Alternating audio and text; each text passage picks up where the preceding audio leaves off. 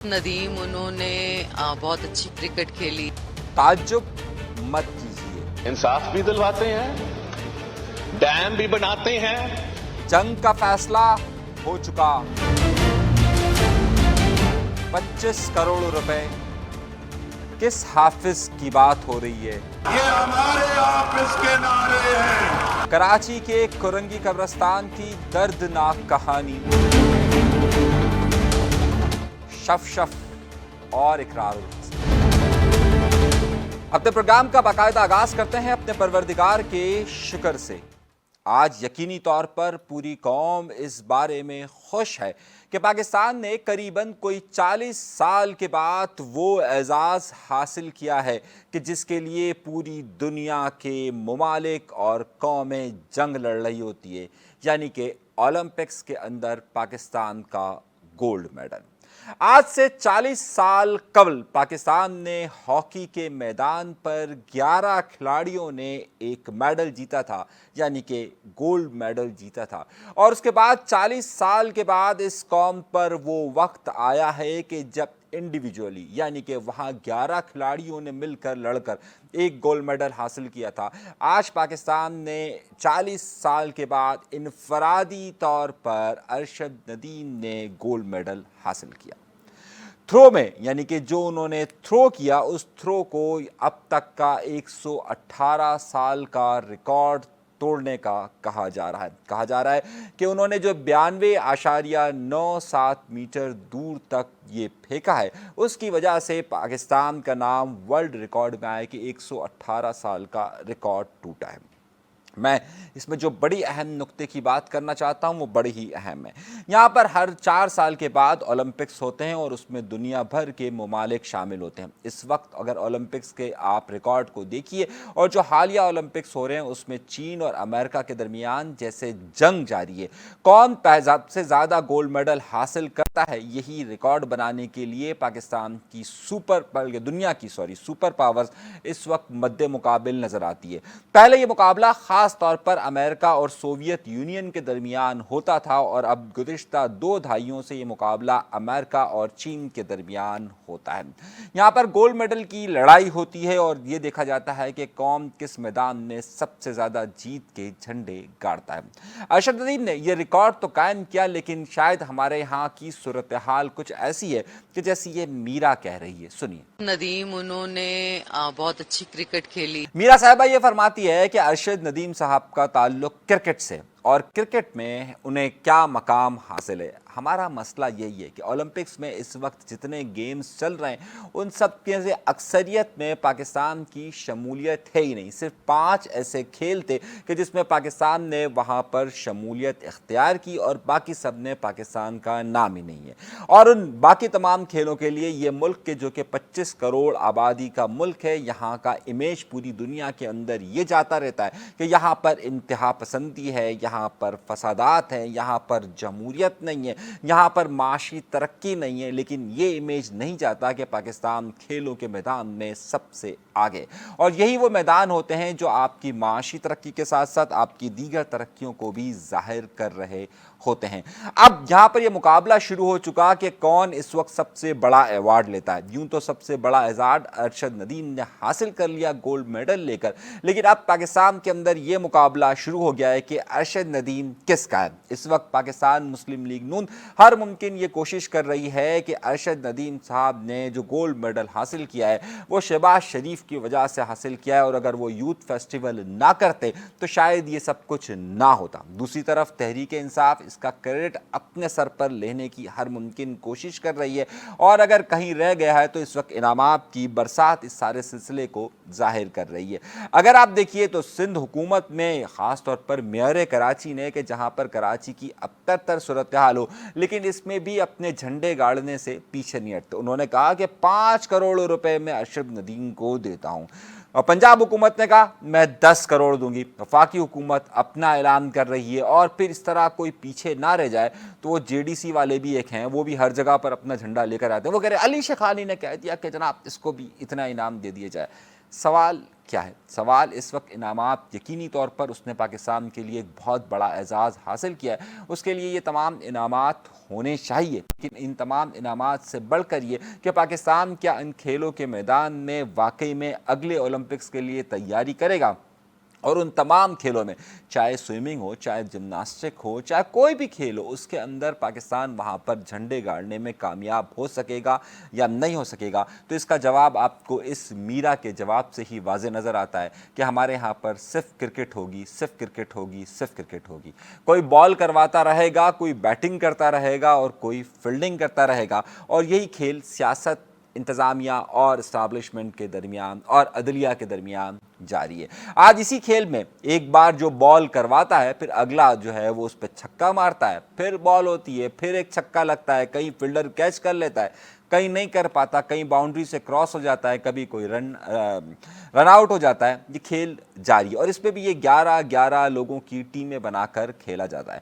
جس بارے میں توقع کی جا رہی تھی کہ شاید بلاول بھٹو زرداری اس حکومت سے ناراض نظر آئیں گے، وہ عدلیہ کو کے ساتھ کھڑے ہو جائیں گے اور وہ تحریک انصاف کو بھی سپورٹ کریں گے، آج بلاول بھٹو زرداری کے بیرون ملک دوروں سے واپس آنے کے بعد ایک نئے لک کے ساتھ انہوں نے پریزنٹیشن دی، اپنا وزن کم کیا، اور لیکن اپنے وزن کم کرنے کے ساتھ ساتھ انہوں نے اپنا وزن اپنی باتوں میں اسی طرف رکھا جہاں پر وہ پہلے تھے۔ یعنی آج قومی اسمبلی میں انہوں نے کیا کہا، ذرا سنیے۔ یہاں پاکستان کی سیاست میں ایک سٹارم ٹی کپ کو ایک فل بلون کانسٹیٹیوشنل کرائسس میں تبدیل کیا جا رہا ہے، اور یہ کرائسس کا ذمہ دار نہ آپ ہو جناب اسپیکر، نہ میں ہوں، نہ وزیر اعظم، نہ اس ہاؤس میں کوئی بیٹھا ہوا شخص۔ This is a crisis of the judiciary, by the judiciary and for the judiciary.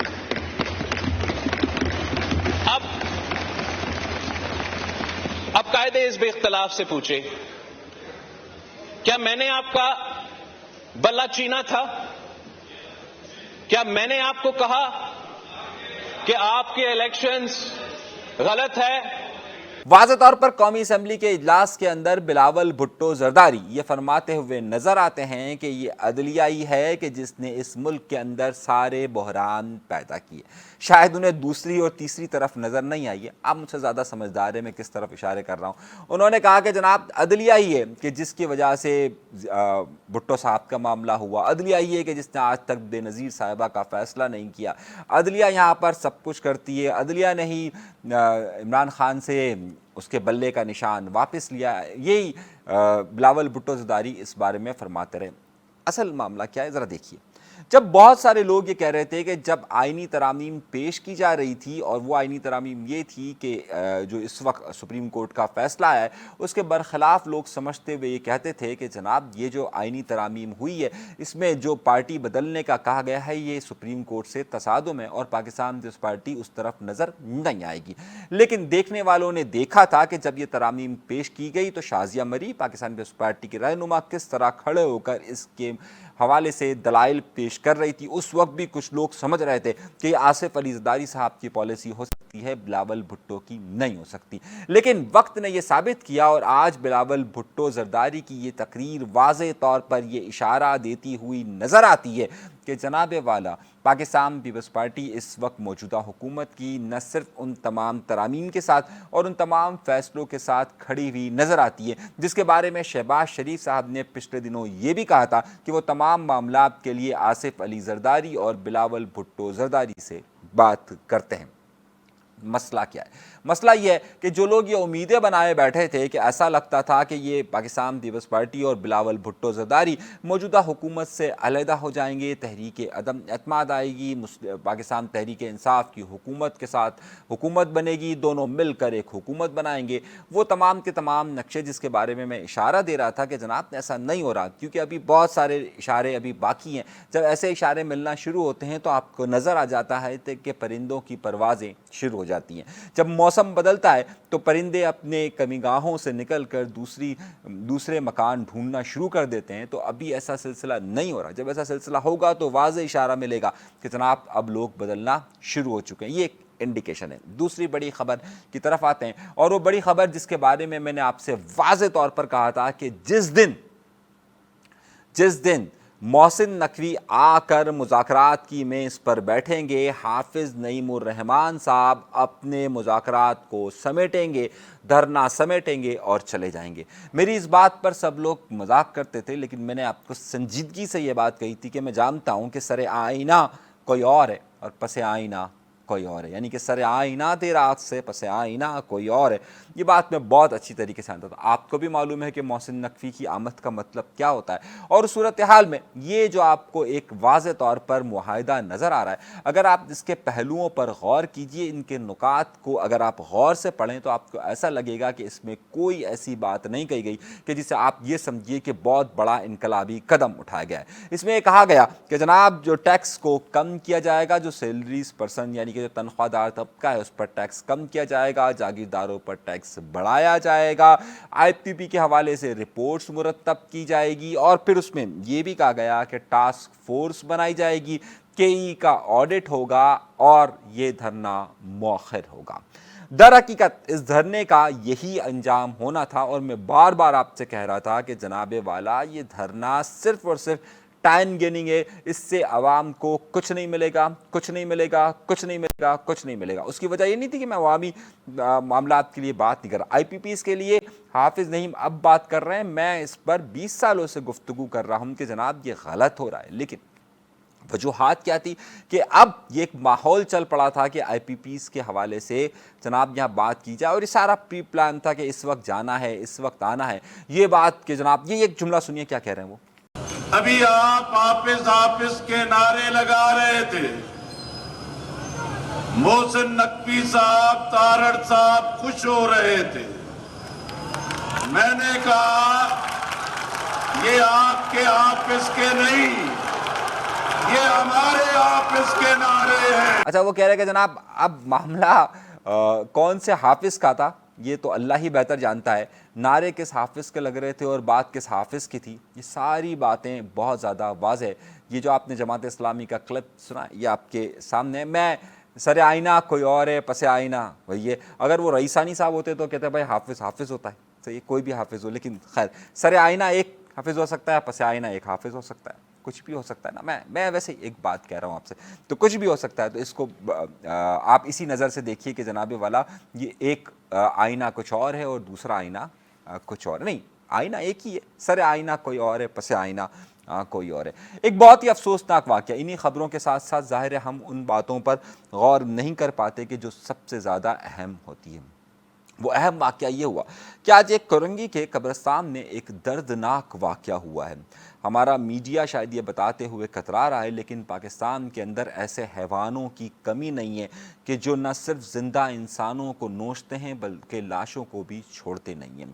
Korangi کے حدود میں کراچی کا علاقہ کرنگی، اور کرنگی میں ایک ایسا قبرستان کے اندر ایک ایسے شخص کو گرفتار کیا گیا ہے جس نے اعتراف جرم کیا ہے، اور جرم ایسا ہے کہ میں سمجھتا ہوں کہ اس کے بارے میں بتاتے ہوئے بھی میری زبان لرز جاتی ہے۔ سوچتا ہوں کیسے آپ کو بتاؤں، لیکن کیا کروں، مجبوری ہے۔ یہ خبر دینا اور ان درندوں کی نشاندہی کرنا میرے لیے بہت زیادہ ضروری امر ہے۔ یہ وہ درندے ہیں کہ جو وہاں پر قبرستان میں موجود ہوتے تھے اور اس بات کا انتظار کرتے تھے کہ کسی خاتون کی لاش دفنائی جائے۔ یہ کہتے ہوئے میں پھر کہہ رہا ہوں کہ مجھے بڑے ہمت اور حوصلے کو جمع کرنا پڑ رہا ہے کہ میں یہ خبر آپ کو کس طریقے سے دوں کہ یہ شخص، یہ گروہ، ایک شخص جسے گرفتار کیا گیا ہے، وہ جب خاتون کی کسی کی لاش وہاں دفن کی جاتی تھی تو ان لاشوں کو بعد میں یہ لوگ نکالتے تھے اور اس کے ساتھ بے حرمتی کرتے تھے۔